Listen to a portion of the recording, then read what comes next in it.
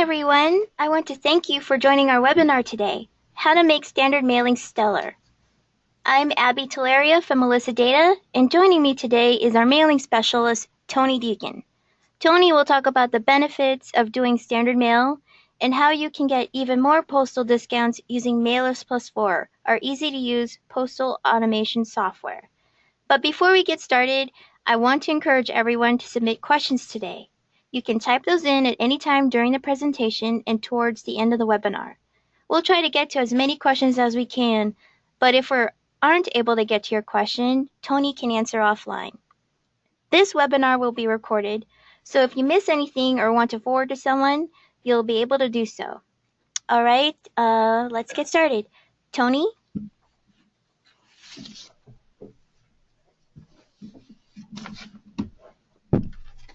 Thank you, Abby. And thank everyone for attending. Anyone who's there, thanks very much for coming. This is our second webinar in our series of mailing software and basic mailing instructions. In the previous one, we discussed the general rules of data management, correcting and standardizing your addresses, removing any bad records, all the management part of getting your data worthy of being used in a mailing. And then we discussed the precepts of pre-sort and the basic discounts you can get for pre-sorting the mail by zip code as well as barcoding. This time we're going to talk specifically about standard mail and some of the additional discounts available to standard mail versus first class. You'll get the greatest return on investment using standard mail over first class, as it has the cheapest rates available. And with this slide, we show that, generally speaking, you can always do standard mail other than if you're doing something time sensitive. For first class mailings, they guarantee a specific turnaround time-wise, so you do pay more for that. So any mailing doing billing, invoices, contracts, things like that are time sensitive, you'd want to opt for first class mail over standard. Anytime it's not time sensitive, sales or promotional messages, form letters, as we show here, then standard mailing is the way to go because you can get the cheapest rates. As we discussed in the previous webinar, when you pre-sort your mail by zip code and qualify for pre-sort discounts, and then you can qualify for additional discounts by barcoding the mail so that it becomes what the USPS calls automation compatible. A machine can read the mail rather than a person needing to read it. So at each step you get a lower rate. First you pre-sort by zip code, that gets you a lower rate. Then you barcode and make it automation compatible, that gives you a still lower rate. And today we're going to discuss how to get those rates even lower still by taking your mail to a bulk mail center. And this involves taking the mail to your post office where you hold a permit to have it verified, to have it checked, and then they accept it and allow you to drive the mail to the bulk mail center for an additional discount.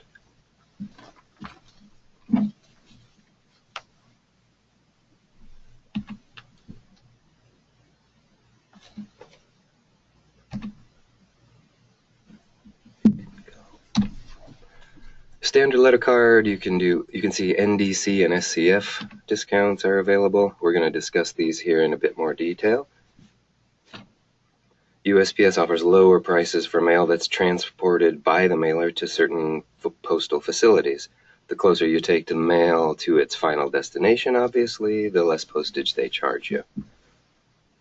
Because they don't have to drive the mail across town, they charge you a lower rate. For standard mail, there's lower postage prices available for dropping your mail at several different types of facilities. And you can see in our little diagram here, it leaves the post office and either they go to a DDU, which is a destination delivery unit, an SCF, which is a sectional center facility, or an NDC, which they call National Distribution Centers. If you drive the mail to one of these facilities, it makes it easier for them to deliver it and therefore they allow you to claim lower rates. In the software, if you're not sure which facility handles the zip codes in your list, there's a tool built into Mailers Plus 4 to find the nearest NDC or SCF, and then you can decide whether or not it's worth your while to take the mail there for the additional discounts.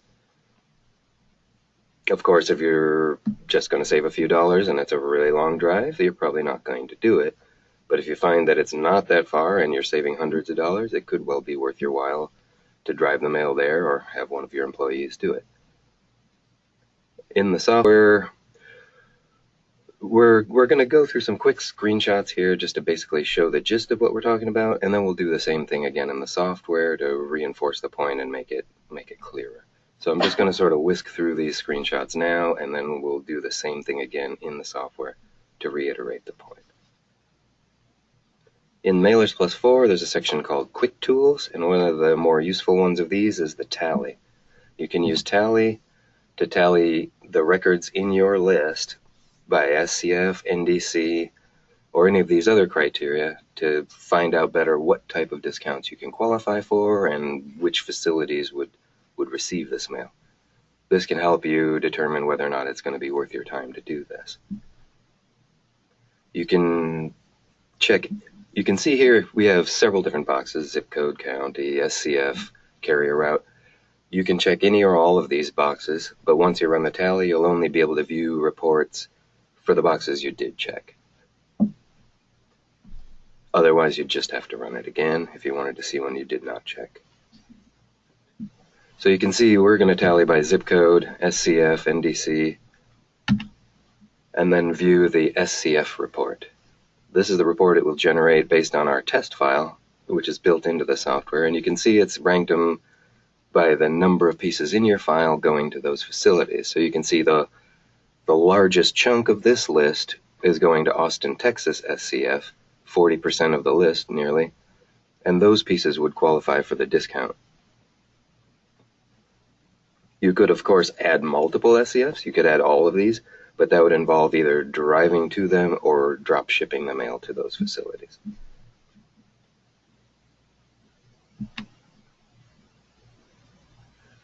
In the pre-sort wizard, which we went over briefly last time and we'll do again in this one, we have a button just before you click go on the pre-sort called Destinations.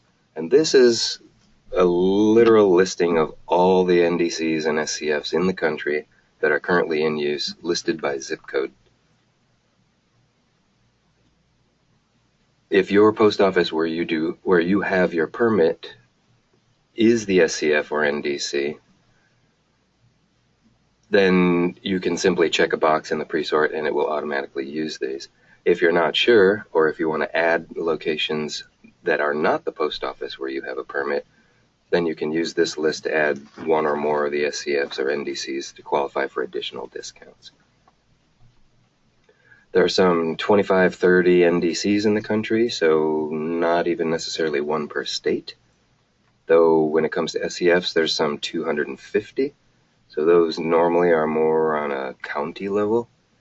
So most likely the SCF will be the one that's closer to you unless you're near the airport. And also I should point out that the SCF discount is generally slightly cheaper than the NDC discount. So if in this case Los Angeles happens to be both, it qualifies as both, it would be best to add the SCF as it's a larger discount than the NDC. When you're doing specifically flat mailings, and that would be things like magazines or catalogs that are not folded, then you can qualify for a special discount at the destination delivery units, or DDUs. There's some 30,000 DDUs in the country, so we don't have a list of those built into the software. The user would have to enter those in. Normally you could just contact your post office and find out if they're the DDU and then ask which zip codes they serve. Then you can click Edit DDU, and you can enter that city, state, the zip codes that they serve, usually 3 to 5 zip codes in the surrounding areas. And once you've done this for any DDUs you'll be going to, you would be able to use the Add DDU button to make it move over into selected destinations, as you see here.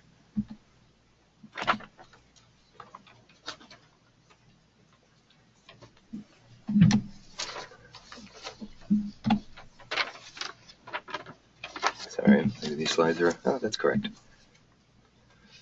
So you can see here an example of the postage statement, the pricing from the USPS, and you can see section A1 through A4 entry is marked as none.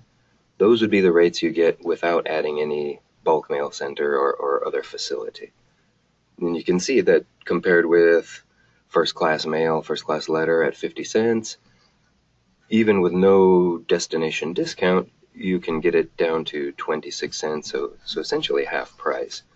You can see highlighted below lines A5 through A11, when we've added the NDC or SCF, then you can get those rates even substantially lower. So you're looking at maybe 4 or 5 pieces of mail to $1 rather than 2 with first class. Similarly, if you're doing flat mailings, again, like magazines or catalogs, that type of thing that isn't folded over, there are similar rates and similar discounts for those mailings as well. Though when doing carrier route flats, you can see down there highlighted the DDU discount is available only for flats. Letter card doesn't have this discount. And first class mail doesn't have any of these discounts. This only applies to standard mail.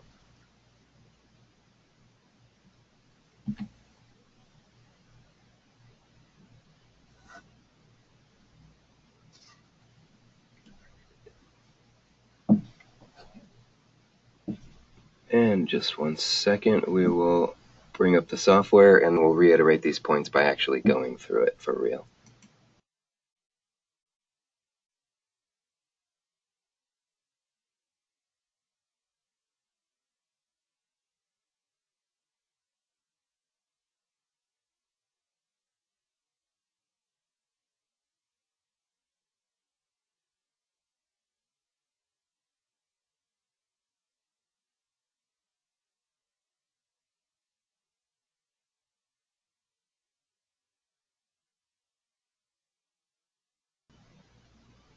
And again, as we went through last time, this is our software mailers plus 4.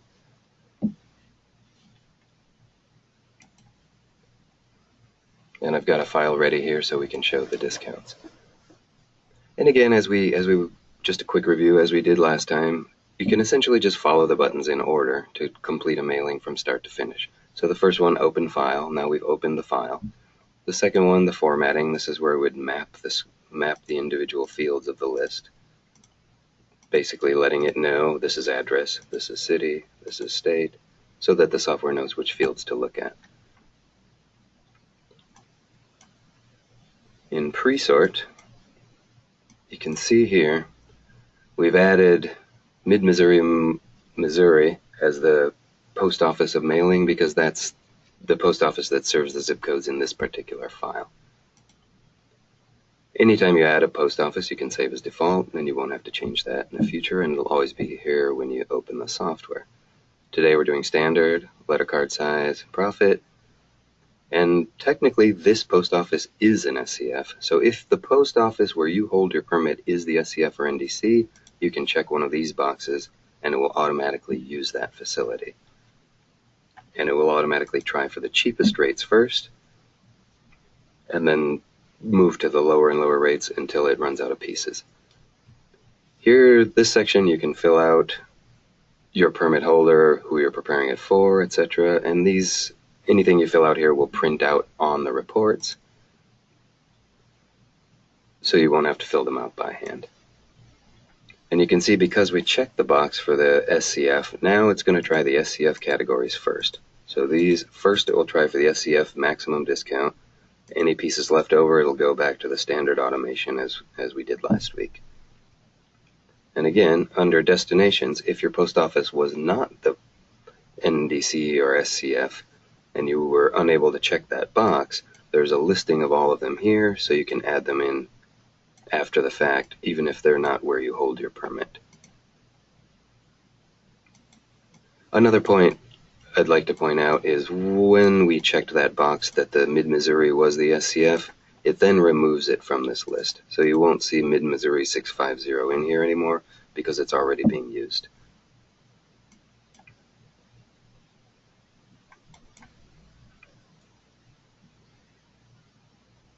So here we can see with the results, 4,000 pieces qualified for the Mid-Missouri SCF. The rest of them fell into standard automation because they weren't zip codes that are served by that facility, so they couldn't qualify for the additional discount. But they did still qualify for automation-compatible mail. And again, we can view that on the postage report. Let's see if we can make that bigger. Maybe not. Oh, well, that's big. The first page has the totals. And then you can see here the ones that didn't qualify for the SCF discount still got the 5-digit 26 cents a piece, so you're still saving quite a substantial amount of money. But the ones where we did add the SCF are going at even lower rate, so just over 22 cents.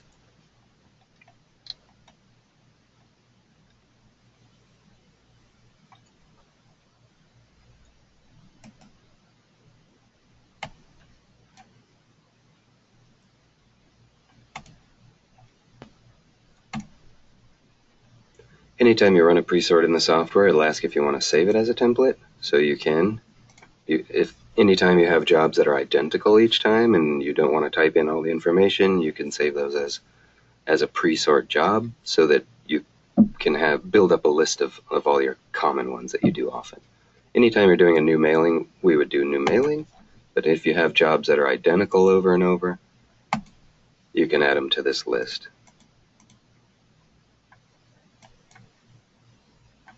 One point I meant to show before we started here is the quick tools that we showed in the screenshots.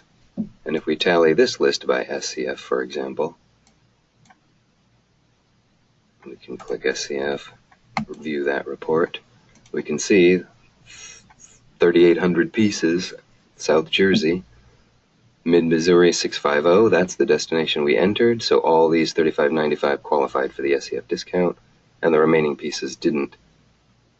Though, in some cases, if you have large enough lists and the savings is large enough, you could physically drop ship this mail to those facilities and still qualify for the SCF. There's a postal form 8125 used for drop shipping mail. So even if you couldn't drive to the facility, you could technically, at a discounted rate, ship it over there, which can result in lower prices, but even if it doesn't, it can also result in quicker delivery.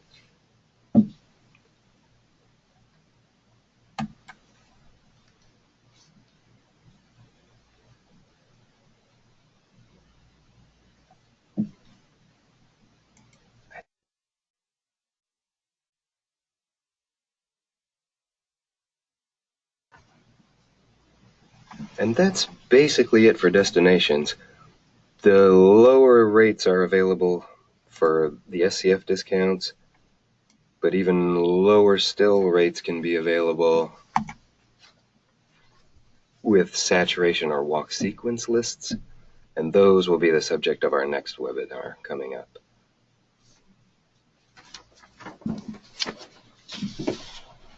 Okay, that was great. Thank you so much, Tony. Now we're going to move on to the Q&A section of the webinar. If you have any questions, please type them in now. I want to remind you that I will be sending out a link to a recording of today's webinar, and you should expect to receive that via email by the end of the week. Let's get to the questions.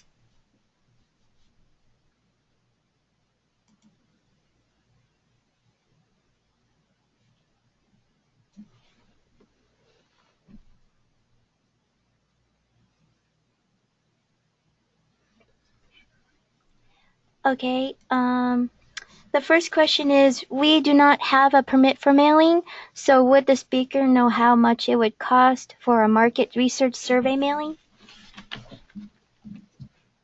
If you don't have a mailing permit to do the mail yourself, then you can still certainly have someone else do them for you. On our website, we do have some links, let me get to that, where you can search for specific mailing houses who specialize in that work and find out the closest one where you could find out what they would charge to do that for you if you didn't want to go through the trouble of getting your own permit. The next question is, what do we use for folded mailing, such as newspaper mailings? If the piece is folded and tabbed, then it often will still qualify as letter card. Anything under 6.5 inches by 11 inches is still technically letter card size, according to the post office. It only becomes a flat if it exceeds one of those dimensions.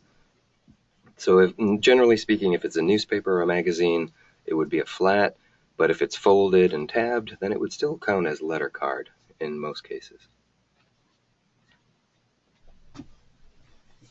We have another question. Are you allowed to take your mail to more than one SCF?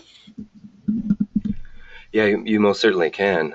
If the facilities are close enough to drive, and we do have several customers that do that, then you can check in the mail at the post office you have the permit, and then get permission from them to drive to the other facilities. Again, there's also the option, which we might discuss in an upcoming webinar that's soon added to the software, for printing out and using the 8125 drop ship form. So even if you couldn't drive to additional facilities, you could technically drop ship the mail to them and still qualify for that discount. Are rates different for nonprofit organizations? They are. In the software, there's a checkbox in the pre-sort wizard for nonprofit mailings, and as soon as you check that, it uses a completely different schedule tier of rates, because nonprofit organizations get lower rates in every category.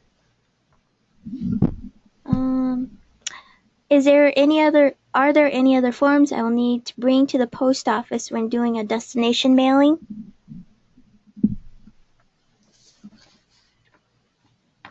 Other than the 8125 dropship form, not necessarily. Generally speaking, it's the same as doing the mail at your local post office, but once you go there, they weigh the mail, they check it in for you, then they authorize you to take it to the other facility so you can claim a lower rate overall from the beginning. So it doesn't really change the way you do the mail, it's such as, other than you check it in at your normal post office and they authorize you to drive it to the bulk mail center. Okay, we have just another minute for any more questions.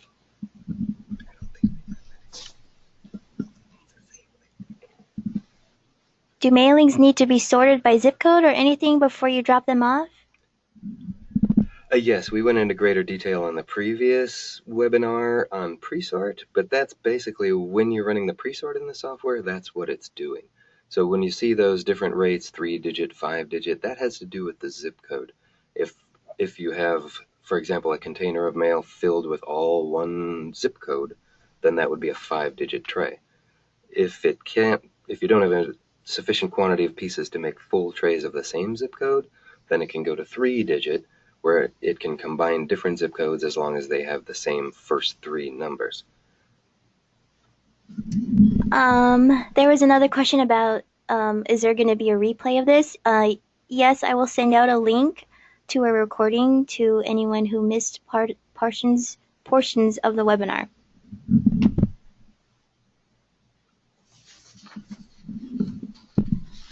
Okay, it looks like that's all the time we have right now, unless somebody else has another question. Okay, if you submitted a question that did not get answered, Tony will contact you via email or phone. Thank you again for attending today's webinar. We'll have another webinar, How to Mail to Your Best Customers at the Lowest Rate with Saturation Mail, on March 23rd, which is part of our Mail Smarter webinar series. For more info, go to www.melissadata.com. Thank you again, and have a great day.